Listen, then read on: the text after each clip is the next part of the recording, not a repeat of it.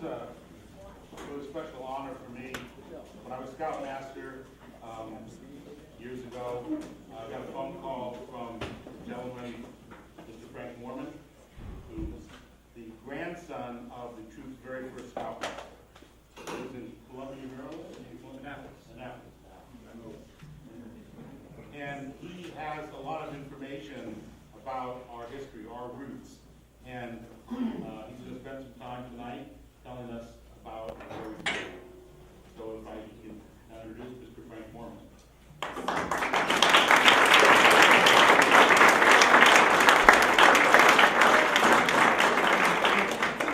Thank you, Mr. Lennar, and thank you all for letting me have a second chance to talk about my grandfather. It's a great privilege for me. I grew up in a household surrounded by images and stories of my family, but mostly of my mother's family. Because my father just didn't talk about his father or his family very much. He wasn't that sentimental. And about 12 years ago, I was poking around on Google, typed my name in, and various things came up. And I found a reference that I realized was about my grandfather, Frank Moorman. And that research ultimately led me here and to this discovery, my water, which I need to get through. Some time ago, I thought if I were ever to write a history or story of my family history, I would call it Footnote to History.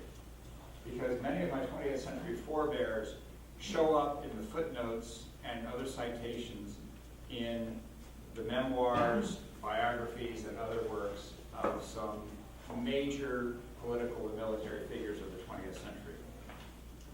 For instance, my great-grandfather, Thomas Barry, was a close associate of President Theodore Roosevelt, and he's mentioned in footnotes and letters, and we have many letters from Theodore Roosevelt to him. My mother's father, William Bryden, was, among other things, Deputy Chief of Staff to General George Marshall at the outbreak of the Second World War. So General Marshall led our entire response to the Second World War, and my grandfather worked with him and shows up in footnotes and citations. And my father was a close associate, confidant, and close working partner with General Matthew Ridgway, who was the commander of the 1st Airborne Division in the U.S. Army, and ultimately later became Chief of Staff of the Army, and my father kind of followed along with him on that whole time. And then in a footnote in General John Pershing's memoirs of leading all of the U.S. forces during our First World War, there's this footnote. In addition to those already with me, the officers included in the following table I regarded as especially fitted for the duties for which they were desired. Request Frank Moorman or J.O. Moborn be sent these headquarters earliest date for duty as code expert. That Frank Moorman is my grandfather and the founder of Troop 33. In these days, when many of us carry a cell phone in our pockets, and I hope you've all turned them off, when we read and see news and entertainment about tracking cell phone numbers, reading other people's text messages, when we live in a network of elaborate encryption to protect our health, financial, and other personal data, it can be hard to remember that 100 years ago, none of that existed. Radio communication only began being used in the 1890s, and the first widespread use of the technology for military purposes occurred during the First World War from 1914 to 1918. The U.S. became part of this war only in 1917, when President Woodrow Wilson declared war on Germany in April of that year. At that time, the Army consisted of 128,000 soldiers. General Pershing, when he was put in charge of deciding what we should send overseas, said we needed 3 million. So there was a long period of recruitment and training to build up what would become the American Expeditionary Force. We also had little skill or experience in sending coded messages or in intercepting and decoding signals from an enemy. The Army's entire pool of expertise in this area consisted of 3 officers: Captain Parker Hitt, who had been an instructor at the Army Signal School and had written a manual for the solution of military ciphers, J.O. Moborn, and Frank Moorman. These three officers had the most experience in cryptology and particularly cryptoanalysis. Cryptology is the study of codes, both creating them and solving them. Cryptoanalysis is the art of breaking codes and understanding what they mean in both specific terms and in broad terms of what's happening out there. Moorman was a 40-year-old coastal artillery officer who had served in the Military Information Division of the Philippines and was then, at the time, acting director of the Army Signal School at Fort Leavenworth, Kansas. He was one of the first American soldiers to arrive in France in July 1917, well in advance of the main force of U.S. combat troops. Starting from scratch, Moorman soon built a successful collaborative network that provided the American Expeditionary Force with reliable intelligence throughout the war. This included setting up and operating combat radio stations, intercepting, decoding, and analyzing German messages, and establishing secure coding procedures for our own troops to use.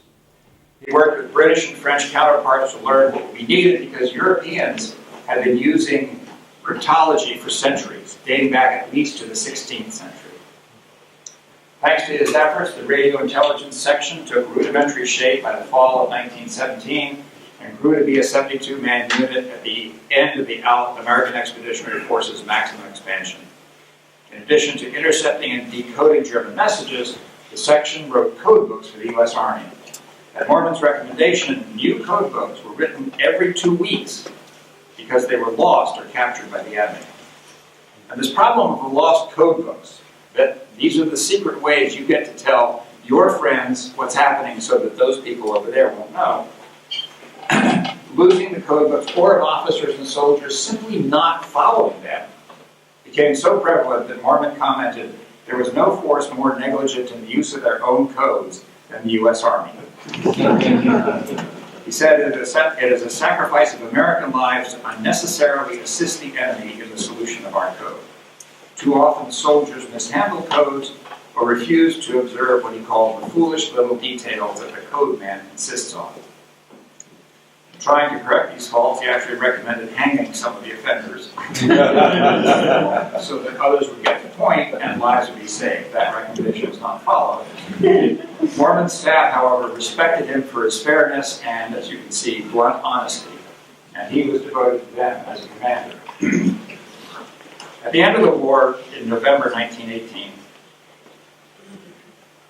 Moorman wrote a very comprehensive report about the U.S. cryptological operations in France. In it, he argued for the retention of an ongoing Army code and cipher cadre. He included recommendations for the kinds of personnel that would be needed for radio intelligence work, as well as staffing and training requirements. In a speech to the officers of the Military Intelligence Division in 1920, he said that his most pressing problem was obtaining adequate personnel. He said, the difficulty in finding men who could actually think without a guardian was surprising.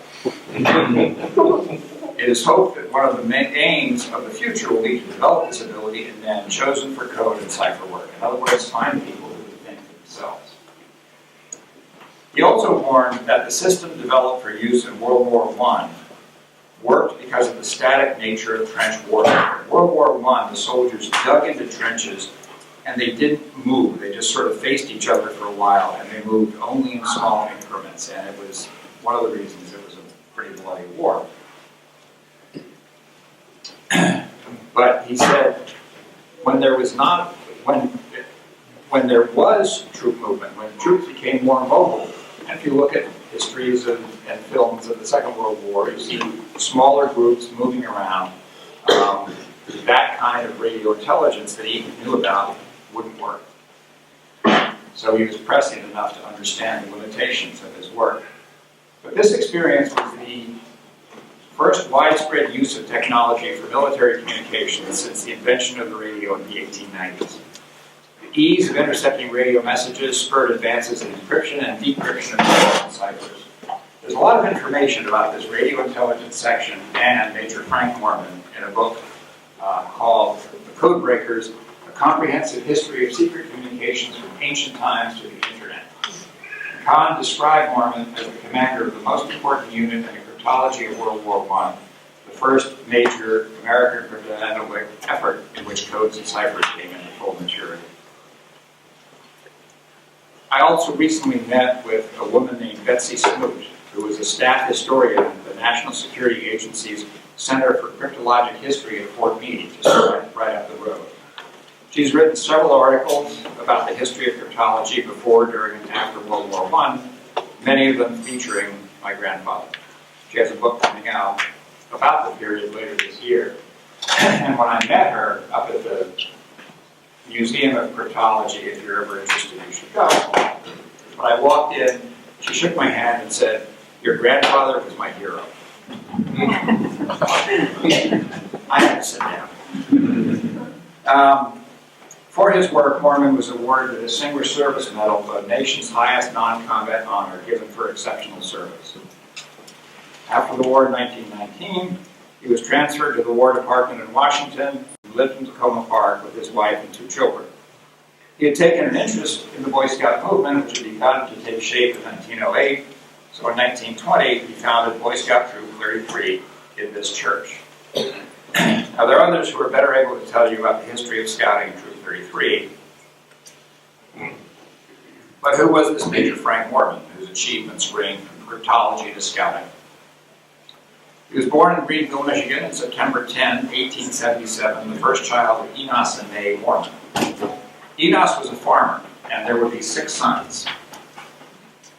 In the mid to late 1890s, Enos must have decided he needed some adventure in his life because he abandoned his wife and family and joined the Army under an assumed name, which we found out was Frank Brown, to fight in Cuba during the Spanish-American War.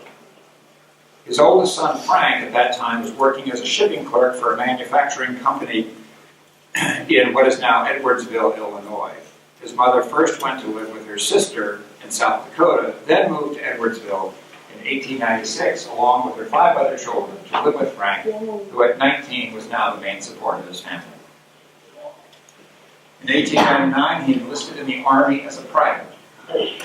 He spent 5 years as an enlisted man and was then commissioned as second lieutenant in 1904. His service took him to a number of locations. He was married in 1908. 1909 to 1911, he was with the 24th Infantry Regiment, one of the Buffalo Soldier regiments composed of black soldiers and usually commanded by white officers. In 1912, he was in the Philippines, where his first son, Frank Willoughby, was born. In 1914, he was transferred to Fort Leavenworth, Kansas, to attend the Army Signal School, and there his second son, Harold Nelson Moorman, was born, and both sons would be Eagle Scouts in Troop 33. At the Signal School, Moorman was one of 8 first lieutenants to attend the June 1914 to 1915 class. The curriculum covered a range of topics: visual signaling, telegraphy, meaning sending messages over wires, landlines, radio telegraphy, sending messages over the air, which was still in its infancy, and the mechanical and electrical means needed to support modern communication under combat conditions. Codes and ciphers were listed as a topic, but there were not many details in the report of that year. But in the report, the director of the Signal School announced that Lieutenant Frank Moorman had the highest standing in academic work for the year. I know this in part because he said his formal education ended when he went to work at age 18. But he never stopped learning. And I quote, the learning continues your whole life, which I heard earlier this evening. He was a great reader. He told my uncle that his college was the Harvard Classics, which was a subscription series of the great works of Western civilization. He called it his 5-foot university because that was the length of the shelf on which the books fit. He also took advantage of living near colleges, where he took courses in what interested him. My grandmother said that mathematics was his best loved subject, and that as long as he lived, he worked a calculus problem as a bedtime exercise. Might hear no calculus? Not what I would choose. It's my favorite bedtime activity, but 1919 to 1924, he was stationed in Washington and lived in Takoma Park. A third son, Robert, was born in 1920. He founded Troop 33, was Scoutmaster until 1924, when he was transferred to Campvale, New Jersey, where he was Scoutmaster for nearby Troop 67. He may or may not have founded that troop. I've had conflicting reports on that.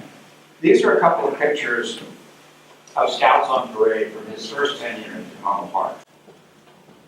At least I think they are. Well, he must have been highly organized to put together a radio intelligence section with little previous experience. That skill did not apparently extend to the family photo album. There were two, covering a period probably about 25 to 30 years, in which the pictures are just pasted in with no dates, no names. So figuring out what happens when took a lot of guesswork, and there are a lot of pictures I just don't know about. But these were in the earlier section, so I think it was from that 20 to 24 period. I think they're in code. You may be familiar, when I talked about this 11 years ago, somebody recognized the structure they're carrying, and you may understand that I did not. I confess I did not get past bear in Cub Scouts, so forgive me for not knowing that. But in a close-up of the second picture, you can see the flag, Troop 33, looking very much like that one behind me. And for all I know, you probably can identify some of the buildings in the background because they might be there. So he went off to New Jersey, 24, returned to Washington and Takoma Park in 1926, and was Scoutmaster here again, 26 to 28. It was during this term that this picture, which is on your website, was taken, featuring the troop on the steps of the church. It was also the cover photo for a Takoma Voice article in 2006. And it's the picture that first connected me to the troop when it popped up during my Google research. That's Lieutenant Colonel Frank Moorman, and that is my 15-year-old father.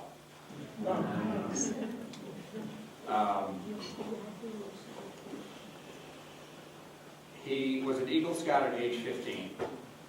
My Uncle Hal said that he thought he was also in the picture, but may have been over here. Uncle Hal got his revenge because he lived to more than 100.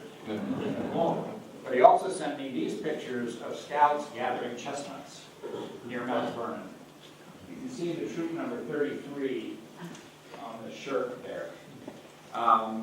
In the early part of the 20th century, a blight wiped out the American chestnut forests completely. It was a very sturdy wood, it was very prevalent all through the country, and it was just wiped out. And this effort to connect chestnuts were to try to grow new trees and reestablish the forests. Some pictures of outdoor scouting activities. My cousin and I debated whether that's my father or not. Maybe it is, maybe it isn't. It's not terribly important. But I have the original pictures of those for you to go along with your other research. This is one of the few dated pictures in the album. It's my father at camp during Governor's Day, July 28, 1927. We go from no dates whatsoever to the very day. And according to this newspaper clipping, he did guard duty at Arlington National Cemetery at age 15 or 16. And it's a very cute little article because it says if you're going to go out with your sweetie, don't go to Arlington National Cemetery because Bill Moorman does not like to be disturbed. He told me he did this as a scout activity, so you can see some of the things they might have got into. And here is his scouting certificate, showing things he is qualified for: Star Scout, Flag Scout, and Eagle Scout, signed by the Scout Frank W. Moorman and the Scoutmaster Frank Moorman. Colonel Moorman retired from the Army in November 1929 after 30 years of service. He spent a year working with the Washington High School cadets and then devoted his time to church, Sunday school, and scouting.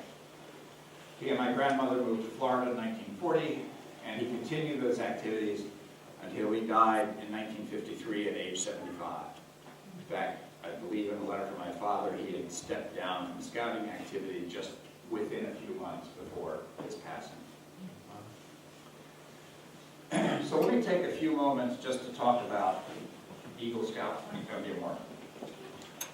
He was known as Willie or Bill to distinguish himself from his father. After high school, he went to West Point, where he graduated in 1934 as a second lieutenant. After 4 years in the infantry, he transferred to the Signal Corps and was signal officer for an infantry division when the Japanese attacked Pearl Harbor.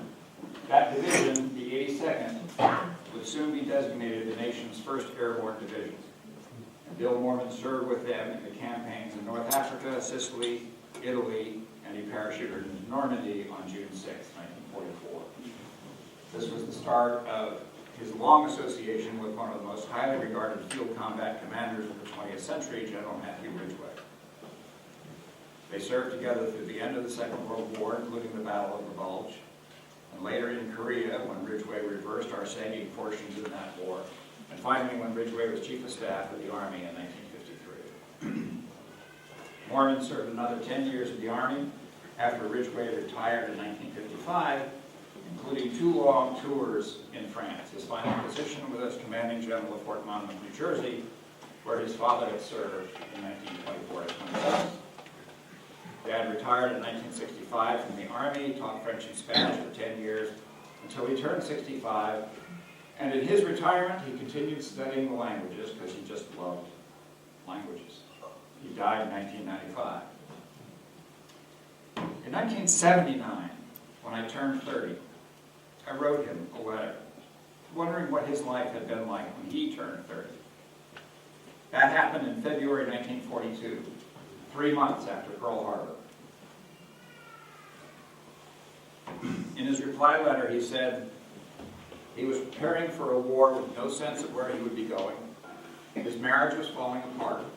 His wife had just left their 2 children with his mother, whose 3rd child, Robert, had recently died after a long, wasting illness. And unbeknownst to him at that time, a young mother with a 3-month-old child was suddenly a widow when her husband was killed in a plane crash while training to go overseas. He would marry her 6 years later, and I would be their first child. He wrote, "Death, tragedy, divorce, desertion, human frailty are all part of the ultimate absurdity of life and fall indiscriminately on the just and on the unjust. One learns to live with them. The life of the mind is like a garden. It must be fertilized, watered, weeded, planted, hoed, and harrowed. When it lies fallow, the nutrients leak out. The life of the mind must be fertilized. It must be cared for." I think his father, your founding Scoutmaster, a man who didn't finish high school, who studied the works of Western civilization on his own, took classes whenever he did a calculus problem every day of his life just to keep his mind sharp, would agree with his son in that sentiment, one that I hope you will put to use in scouting and beyond. Now, I want to end on I have 2 endings. The first one's for me, the second one's for you. So, I'm here, and unless you throw me out, you're going to get it. This is my heritage. It's both an honor and a challenge to live under this umbrella.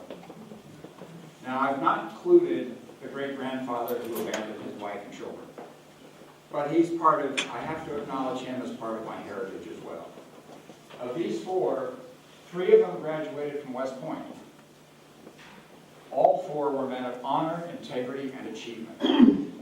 All 4 lived within the structure of the world in which they were born and grew up. In some cases, they transcended that structure. In some cases, they did not. We might look back at them from our perspective and ask, why didn't they see what seems so obvious to us? As no doubt our descendants will ask of us.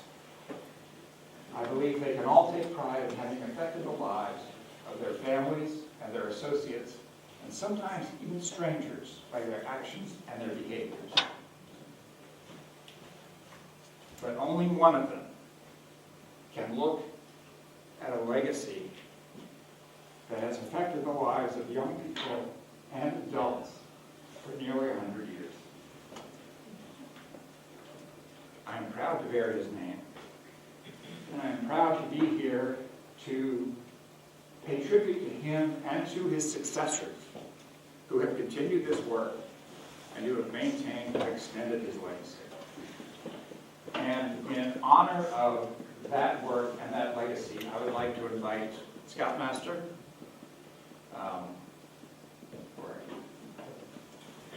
Scoutmaster, I put your name down somewhere. Hammerstone, Johan. Senior Patrol Leaders, Stalin Rosario, and former Scoutmasters Dave Lennar and Tim Miller to come up and join me. And I'm also asking my daughter to join us.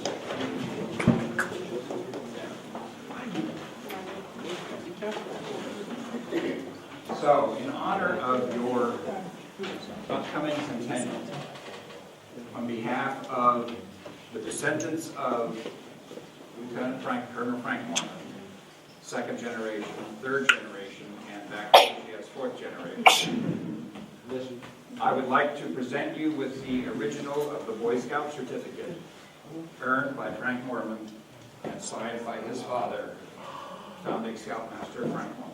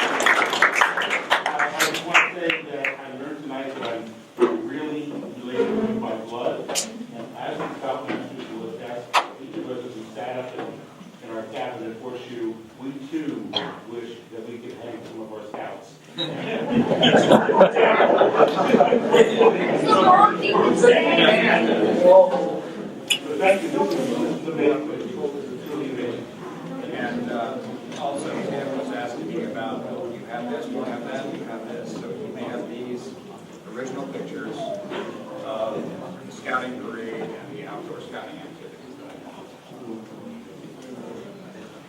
Oh, well, when I first got about a year ago, a gentleman had been looking, searching the web, and he looked at our website. He had found a ring in 1945. He was on his way home from the war, actually in 1946, and he was in the Air Corps, the Army Air Corps, and he was on a boat coming home, and he found this ring under a bed. He couldn't get his bag under the bed, so he felt under there, and there was a ring. He pulled out, cleaned it up, and found out that it had the inscription of Frank Moorman in it. And so he was trying to track down the Moorman family, and so I contacted Dave and a couple other people, and we didn't get very far. So, needless to say, I left Troop and started a pack, whatever, and then when I saw that you were coming to talk, I was like, oh my God, we found you. So I contacted the guy again. His name is Earl Flanagan. He lives in New York State. And I said, I was hoping that he still had the ring, so I called him and he said, yes, he definitely has the ring. And I'm going to get you guys in contact with him. And as you were saying, you think it was your father's ring. Yeah, because grandfather did not go to West Point. His brother did not. I do know that Dad had lost his West Point ring, and I never got clear stories because he lost a lot of things in his divorce. And there's one or two other Frank Moormans. There are two other Mormons in West Point from around that same time that Dad was there. But around that time, it's very possible. Right. So I'll get you guys in contact. Great. Thanks very much. Yeah. My pleasure. Yeah.